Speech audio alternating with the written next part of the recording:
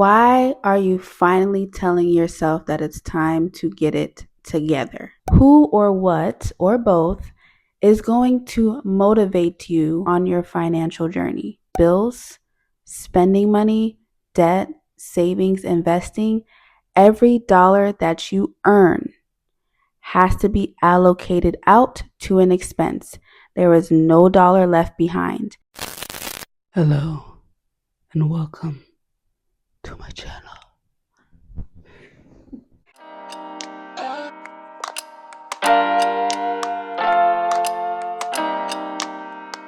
Hey, welcome back to my channel. My name is Taylor and I am so happy that you're here.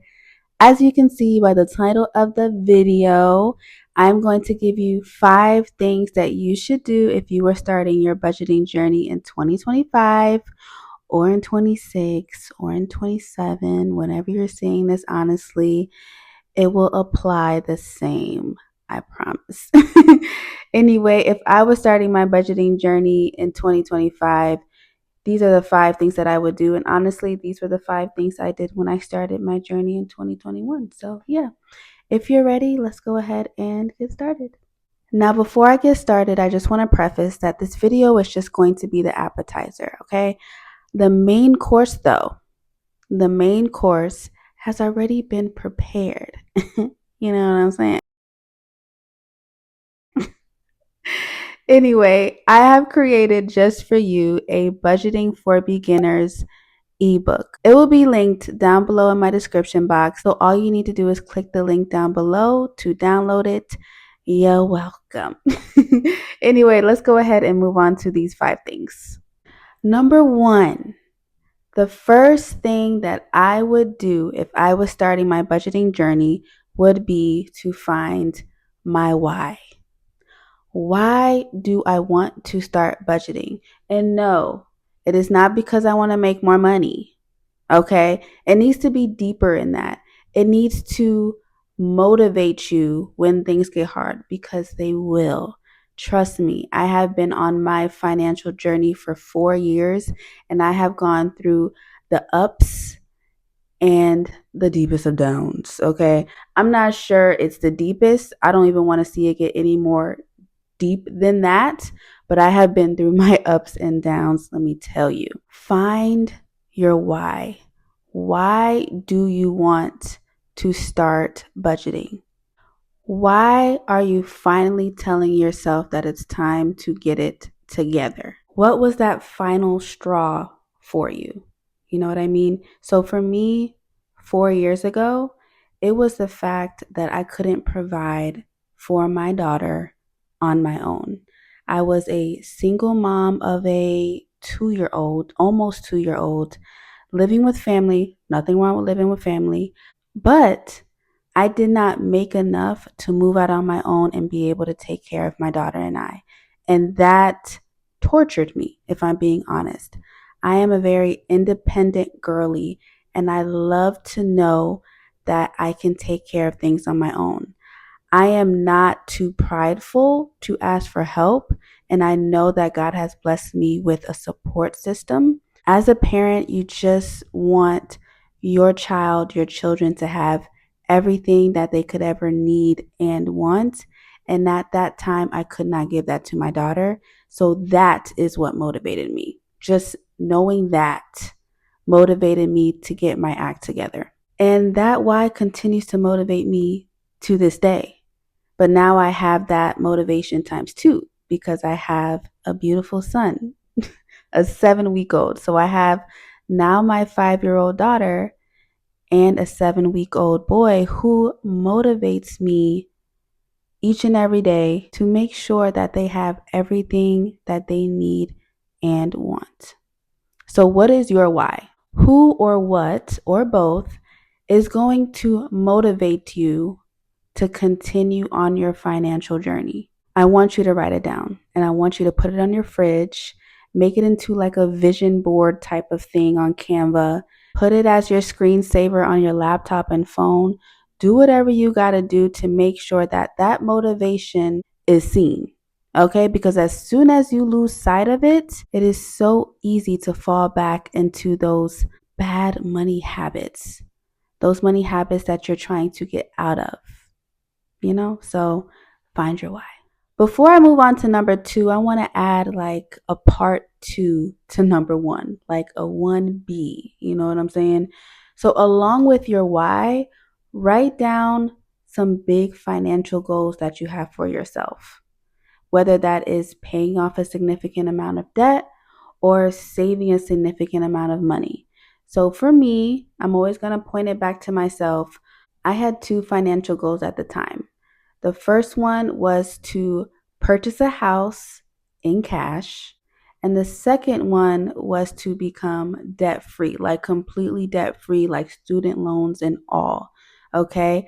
I have yet to reach those goals. So they are still kind of my financial goals. They have changed a little bit. They're going to change because your life is going to change.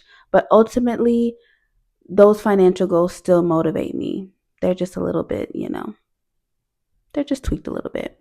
So write down those financial goals. Even if they seem so far out of reach, write them down, okay? Write it down and make it plain like the Bible say. Write your vision and make it plain. So now let's move on to number 2. Number 2, find the budget method that works for you. Bars. So there are a ton of budgeting methods out there, but here on this channel, honey, we use zero-based budgeting. Although other budgeting methods work, I stand 10 toes down for zero-based budgeting, along with the cash envelope method. There's the 50-30-20 method. You have the pay yourself first method. There's even another method called values-based method. If I say method one more time. With all those great methods out there, I used zero-based budgeting, and here is why. With zero-based budgeting, you must allocate every dollar of your income to an expense, whether that is bills, spending money, debt, savings, investing. Every dollar that you earn has to be allocated out to an expense. There is no dollar left behind. The reason why I love that is because there is no reason for me to use money recklessly, because every dollar has a place. It has a job. And once I create that plan for my income, it makes it easier for me to follow that plan because I strategically planned it out that way. So if you're like me and you want a method where every dollar is tracked, go with the zero-based budget method. Luckily, you're at the channel where so many videos have been created using this method. All you need to do is go to my videos, even 4 years ago, watch them, and then while you're watching them, budget your income at the same time. I'll make it even easier, and I will leave some of the videos that I recommend where I'm budgeting my income using zero-based budgeting down below in the description box. Along with zero-based budgeting, I also utilize the cash envelope method where I take out cash for specific spending categories, and that helps me with overspending. So I'll make sure to leave some videos of me cash stuffing down below as well. Okay, so number 3. So here is the third thing that I would do if I was starting my budgeting journey in 2025 or whenever.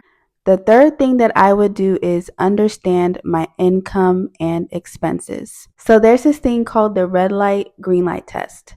Essentially, what you do is you write down your income sources, all of your income sources that you receive in a month.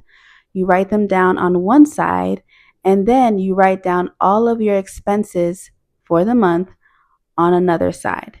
Now, for your expenses, you're going to write down your bills and also your debt payments, only your minimum payments on your debts. You're going to add up all of your income sources and write the total at the bottom, and you're going to do the same with your bills.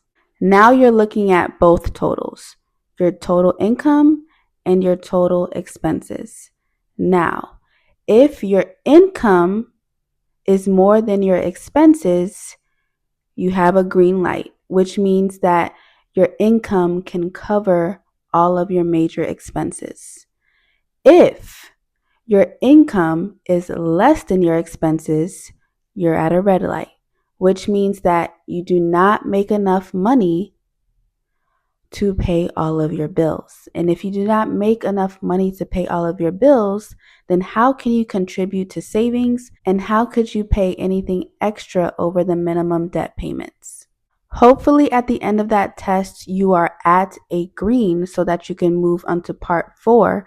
But if you are not in the green, you now need to figure out how to make more money or how to cut down on expenses, or both. Number 4. Now it is time to create your first budget. Now, when I say creating your first budget, we're not talking about a paycheck budget. We are talking about a monthly budget, a foundational budget. Now, if you get paid once a month, then your monthly budget is going to be your paycheck budget. But if you do not get paid once a month, you want to start with a monthly budget because it's going to lay that foundation for your paycheck budgets. What do I mean? Your monthly budget is your plan. Your paycheck budgets are the execution of that plan. So if you get paid twice a month, you get paid bi-weekly, you're going to create a monthly budget so that when your paychecks come, you have something to work with, which is your plan. So essentially, your monthly budget is a total of how much you make in your paycheck budgets and also the bills that you pay with those paycheck budgets. And of course, in my Budget for Beginners ebook, I'm going to show you how to do all of those things. Okay, so we are at number 5. This is the last thing that I would do if I was starting my budgeting journey in 2025. Now that you have found your why, the budgeting method that works for you, you now understand your income and expenses, you've created your first monthly budget, the final thing you are going to do is achieve your financial goals. That's it. And that is why I told you to write them down in number 1. Each budget that you create going forward needs to reflect your financial goals. Zero-based budgeting, the cash envelope method, it is all to help you satisfy those financial goals. Always keep those financial goals in mind. And remember, it is okay if they change. I do not think that they should change like every month, but lives, right? There are things that are going to happen in our life where the things that we thought were important aren't so important anymore, and that is okay. Just always make sure you have something that is motivating you, okay? You have your why, which is great. That's who is motivating you, what is motivating you, but then you also have your financial goals, which is what your why is going to help you reach, if that makes sense. So yeah, that is all I have for you. Those are the 5 things that I would do that you should do if you are starting your budgeting journey in 2025. I hope this has blessed you. If you know someone who needs this, make sure to send it to them. If you are new to my channel, make sure you subscribe. Why did I say it like that? Also, make sure you click the notification bell to make sure you do not miss any of my future uploads. And yeah, I think that's pretty much it. And of course, don't forget to download the Budgeting for Beginners ebook that I created down below in the description box. Thank you so much for sticking to the end. I will see you in the next video. Bye.